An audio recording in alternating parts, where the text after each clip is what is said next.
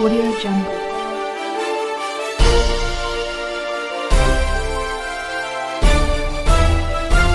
Audio Jungle. मैं रंजन कुमार, नमस्कार। अभी आप देख रहे हैं कंचन न्यूज़। इसे लाइक, सब्सक्राइब एवं बेल आइकॉन दबाना ना भूलें ताकि न्यूज़ का नोटिफिकेशन सबसे पहले आपके पास पहुंचे। अब चलिए खबरें विस्तार से।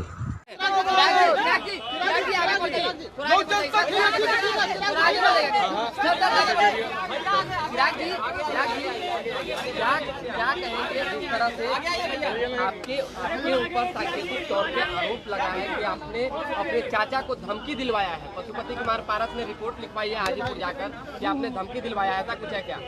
देखिए, ये बहुत गंभीर विषय है।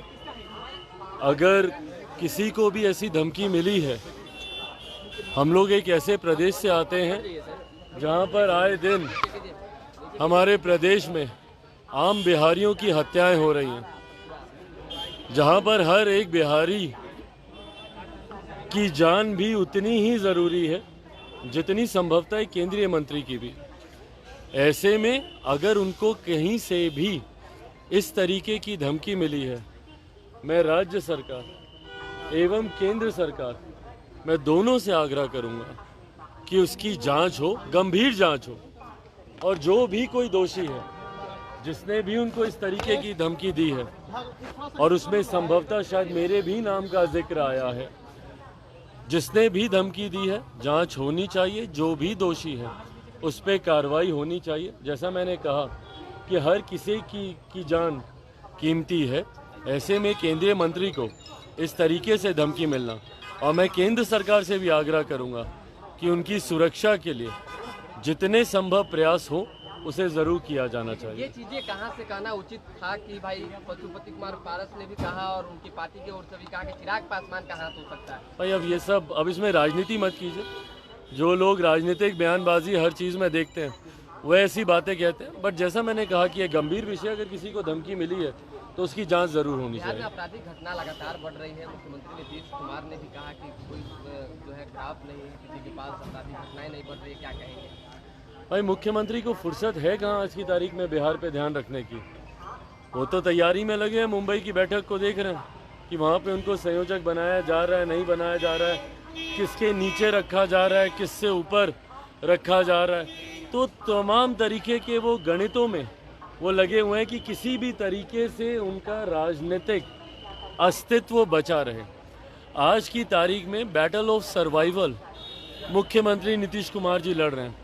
अपने अस्तित्व को बचाए रखने की लड़ाई मुख्यमंत्री नीतीश कुमार जी लड़ रहे हैं। भाजपा से, एनडीए गठबंधन से अलग हो चुके हैं। भाई कितनी बार कोई पलटी मारेगा? ऐसा नहीं है प्रयास नहीं कर रहे हैं, पर भाई एक बार जो इंसान धोखा खाता है वो दूसरी बार सोचता है कि नहीं सोचता है। बीजेपी को तो आप दो बार धोखा दे चुके हैं, तो अभी जब आप दोबारा प्रयास कर रहे हैं तो ज़रूर इस बार भारतीय जनता पार्टी, पूरा एनडीए गठबंधन उनको लेकर चौकन्ना है। वहीं दो बार वो महागठबंधन को भी धोखा दे चुके हैं। तो ऐसे में महागठबंधन के लोग भी उनको शक की निगाहों से देखते हैं। तो इन तमाम प्रकरणों में बिहार और बिहारी कहाँ है भैया? आए दिन हत्याएं बिहार में हो रही हैं। जिस दिन उन्होंने ये बयान दिया कि भाई आंकड़े दिखाइए, उसके ठीक अगले दिन सुबह हम लोग की आंख खुलने से पहले बिहार में 2 हत्याएं हो गई, उसके बाद हो गई। लगातार ये हत्याओं का श्रृंखला बना हुआ है, और हमारे प्रदेश के मुख्यमंत्री, जो कि प्रदेश के गृह मंत्री भी हैं, वो खामोशी से सिर्फ टकटकी लगाए सिर्फ देख रहे हैं बिहार में हत्याएं होती हुई, कर कुछ नहीं पा रहे। सीएम का आज बयान आया है, मुख्यमंत्री ने कहा है कि भाजपा उन्हें फंसाने की कोशिश कर रही है। बेचारे शब्द का प्रयोग किया उन्होंने, बेचारे को फंसाने की कोशिश। देखिए, पहली बात तो कोई बेचारा नहीं है यहाँ पे। मुख्यमंत्री जी किसी को दया का पात्र समझ रहे हैं। पूर्व मुख्यमंत्री रहे हैं हमारे प्रदेश के, कोई वो दया के पात्र कम से कम नहीं है। उन्होंने अपनी लड़ाई, सही गलत डिबेटेबल हो सकती है, पर वो अपनी लड़ाई लड़े हैं और वो लड़ना जानते हैं। ऐसे में कोई बेचारा किसी को दया का पात्र मुख्यमंत्री बनाकर अपने आप को बड़ा दिखाए, पहली बात तो ये गलत। मुख्यमंत्री जी करते होंगे, ये उनकी कार्यशैली का हिस्सा रहा होगा। जहाँ तक न्यायिक प्रक्रिया का हिस्सा है, ना कोई किसी को बचाता है। भारत के कानून में कम से कम हम लोग का इतना विश्वास है कि भारतीय कानून और ख़ास तौर पर न्यायालय ना किसी को पता एक इतनी छोटी सी बात को नहीं समझ पाए, जो हमारे देश की इतनी बड़ी उपलब्धि है, जिसके लिए आज पूरे देश को दुनिया के लोग बधाई दे रहे हैं।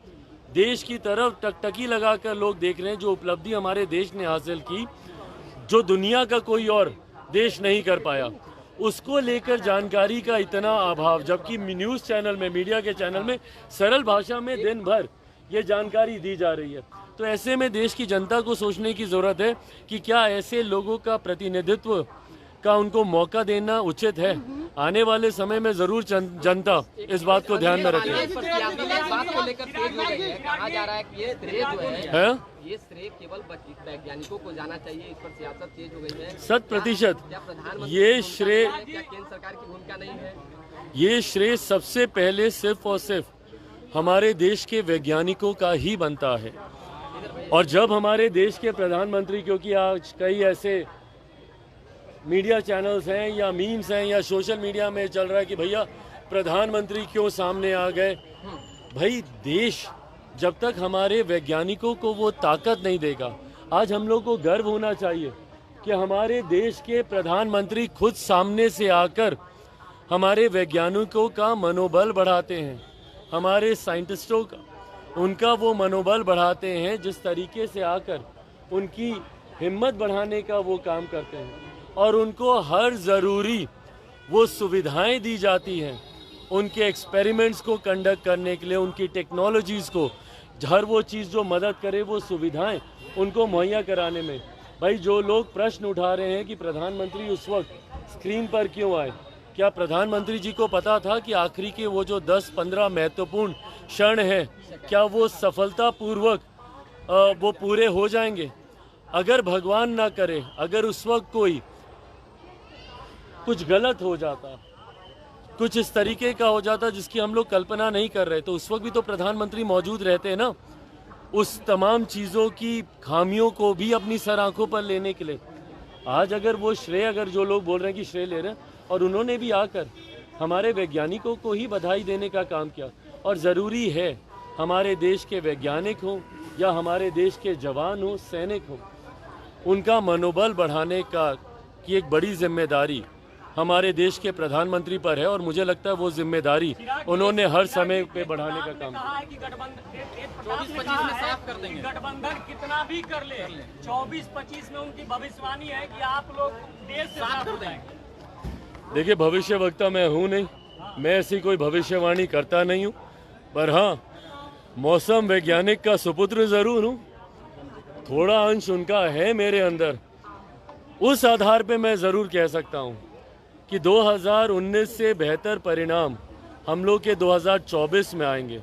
2018 का समय और उस वक्त के आर्काइव्स और उस वक्त के न्यूज़ रिपोर्ट्स और उस वक्त के सर्वे रिपोर्ट्स आप लोग निकाल कर देखिए, इसी तरीके के आकलन लगाए जा रहे थे। इसी तरीके की बातें 2018 में 2019 के आम चुनाव को लेकर भी की जा रही थी, पर परिणाम 2019 के 2014 से बेहतर आए।